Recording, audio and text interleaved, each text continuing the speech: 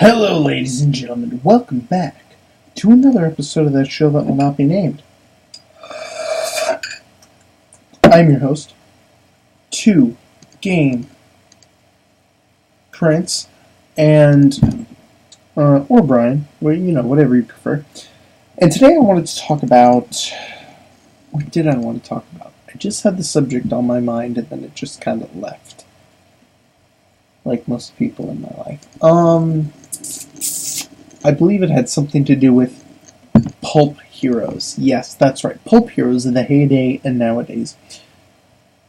Me personally, I love pulp heroes. If you read any of my stories, which are available on Amazon, Facebook, on my group, and other websites and shit like that I might link in the video below, if you read any of my shit, you'll find a lot of homages to fictional characters, just like made up, fictional characters, pretty much larger than life characters is the point I'm trying to get at here. And I went on to I'm part of a group on Facebook. I'm part of many groups, but this is one particular group in which I posted a short story about this dude, and basically his whole shtick is that his name is Dr. Pulp, and his whole shtick is that he is able to hypnotize people. He's a hypnotherapist, and after he hypnotizes people and they fall asleep in his chair, he takes this yellow and green pill that he made. It's of his own creation, and he takes it, and he pretty much goes to sleep alongside of his patient. Not alongside of him. He's sitting in the chair. He's not a freaking, cuddle buddy. You get what I'm saying? He pretty much takes this pill after his patient falls asleep, and he's able to go into astral form, and while he's in astral form, he goes into their head, and he's able to combat whatever energy type shit is ailing them. Like, let's say they suffer from sleep paralysis disorder or some shit like that. He could go in and he could go into their mind and literally fight their freaking, sleep demons and shit like that. And he's probably one of my best original ideas ever. His name is Dr. Pulp, and he always does this via a pill. And I wrote like 4 stories about him. 2 of them are up on Amazon, and I would love it to get adapted into something. I think that would be great, because I'd be much more willing to write a screenplay or something about him, or turn him into a TV show, or just give the idea, hand it off to someone else, and then they spank it like the horses behind, and they go off with it, and I just get royalties from it. That's good too. Whatever, I don't give a shit. But this is a very good idea, in my opinion. And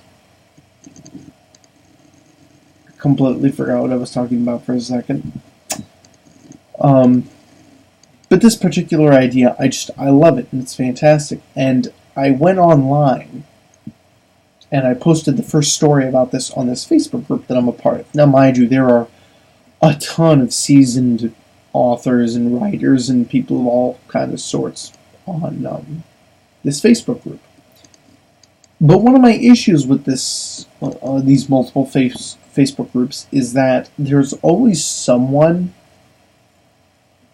who just feels nitpicky, who just feels like they need to be the bitchy party and pick everything apart. Now, mind you, if I have a story and I've run it by 50 people, and 50 people have told me what's wrong with it, and what's this, and what's that, and what's blah, blah, blah, blah, and they've picked it apart, and I've run it all through them, and they were like, okay, yeah, this is good. You will inevitably end up finding someone who's just going to be like, well, I don't like this. And it might just be for the sake of not liking it, or it might be for, a logical reason. But in this particular group, I always came across 2 individuals who, no matter what I posted, were always like, I don't like it because of this reason. And mind you, this was one of my characters I had written a while back, who was a prick. My character was a prick, not the individual. The individual is a prick. also, but mainly my main character. And my main character was very braggish. And I posted this story, and then the person's like, well, I didn't like the main character because they were very this way. I didn't like how they were this way. And they're like, maybe you could write the character differently, or, I think you made them sound too this, cocky, too full of themselves. And I'm like,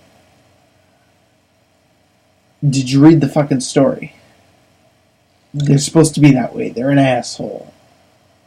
Like, were you paying attention to anything I wrote whatsoever? And then once I replied that, of course, they get all defensive, and it's like, well, it should have been more defined, more. Shut the fuck up. The character was meant to be that way. Literally everyone else who's commenting on the story gets it, except for you.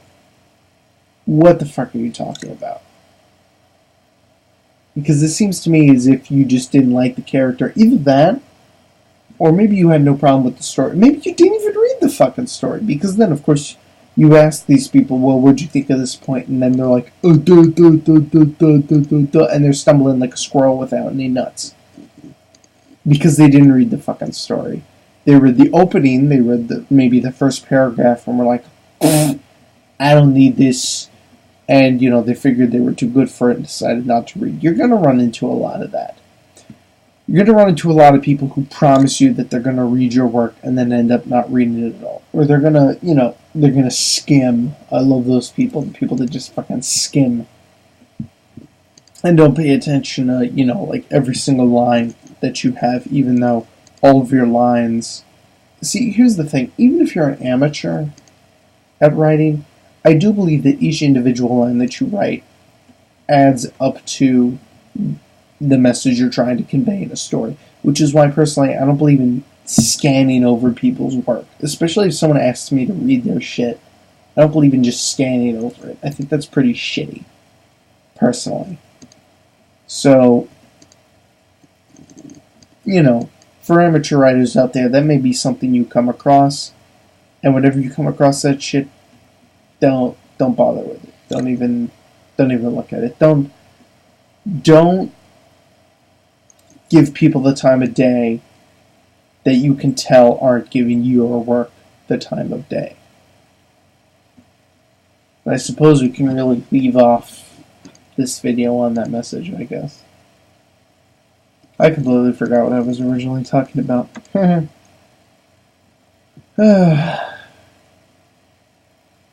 Adios.